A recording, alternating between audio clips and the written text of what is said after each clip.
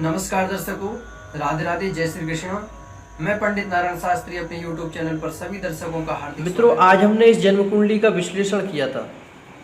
इस जन्म कुंडली में कुछ ग्रह ऐसे हैं जो 3 ग्रह, जैसे कि मंगल, शुक्र और चंद्रमा, ये 3 ग्रह थोड़ी अपनी निम्न स्थिति में हैं। तो क्या इनमें सुधार हो सकता है?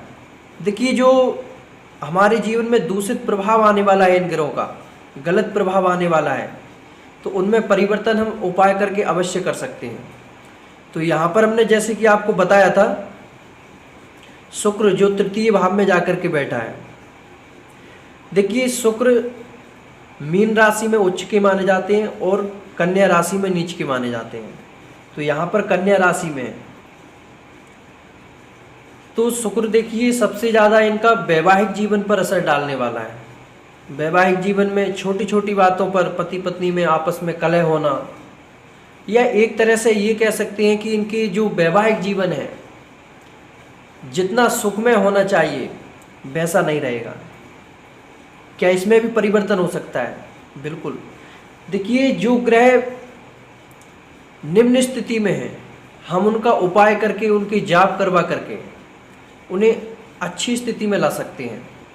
तो जैसे कि हम शुक्र को देख रहे हैं, ये कन्या राशि में यहाँ पर बैठे हैं। तो शुक्र के उपाय देखिए, शुक्र के उपाय क्या होते हैं? जैसे कि सफ़ेद वस्तुओं का दान करना, जैसे आटा, चीनी, चावल। तो ये सब वस्तु हम शुक्र के लिए निमित्त दान कर सकते हैं।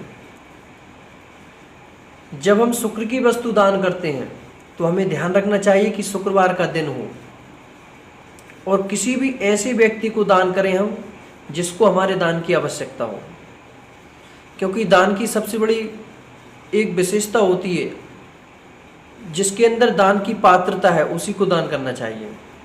तो शुक्र का दान हम जो दान करके शुक्र की जो अशुभता है उसमें हम अंतर ला सकते हैं या उसमें परिवर्तन कर सकते हैं। देखिए, शुक्र से क्या होगा, शुक्र वैवाहिक जीवन पर जितना इसका असर है उतना इसका प्रभाव फिर नहीं होगा। इसके बाद में देखिए, यहाँ पर चंद्रमा जो कि लग्नेश है, 4 लिखा हुआ है। चौथी राशि चंद्रमा की होती है कर्क, लेकिन इसके बाद भी जाकर के वो शनि के साथ बैठे हैं। इस कारण से उसकी जो शुभता थी उसमें थोड़ा अंतर आ गया है, क्योंकि शनि एक पाप ग्रह है और चंद्रमा के शत्रु भी है। जैसे कि चंद्रमा तो उनको शत्रु नहीं मानते, लेकिन शनि चंद्र को शत्रु मानते हैं। तो इस कारण से जो चंद्रमा की शुभता थी उसमें थोड़ा फर्क हो गया है।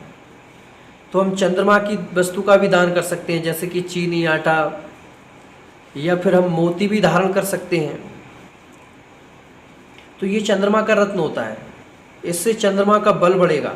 चंद्रमा का बल बढ़ेगा तो व्यक्ति के अंदर क्या होगा? देखिए, जब व्यक्ति का चंद्रमा प्रबल होता है, शक्तिशाली होता है जन्म कुंडली में, तो व्यक्ति का मन शांत रहता है, एकदम प्रसन्न चित्त रहता है। बिना कारण के उसके अंदर एक तरह की, हम ये कह सकते हैं कि आनंद से परिपूर्ण रहता है व्यक्ति, जिस व्यक्ति का चंद्रमा अच्छा होता है।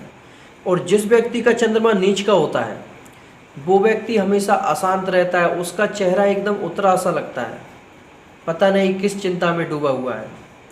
तो चंद्रमा का हम बल बढ़ा सकते हैं, मोती धारण कर सकते हैं, चंद्रमा का दान भी कर सकते हैं। इसके बाद में हम देखेंगे मंगल ग्रह।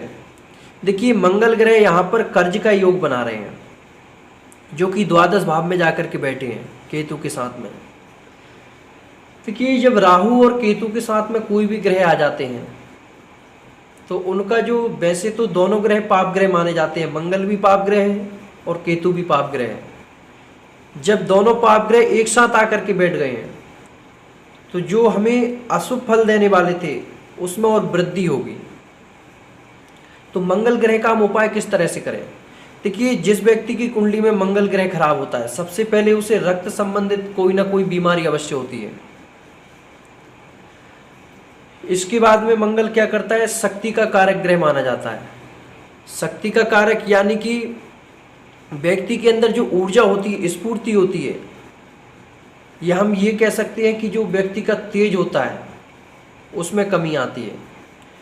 तो मंगल ग्रह रक्त का मुख्य ग्रह माना जाता है, और जितनी भी हमारे शरीर के अंदर बीमारियां होती हैं सभी रक्त से ही संबंधित होती हैं, क्योंकि जब रक्त में विकार उत्पन्न होता है तभी हम बीमार पड़ते हैं। तो मंगल ग्रह का कुंडली में ठीक होना बहुत ही जरूरी होता है।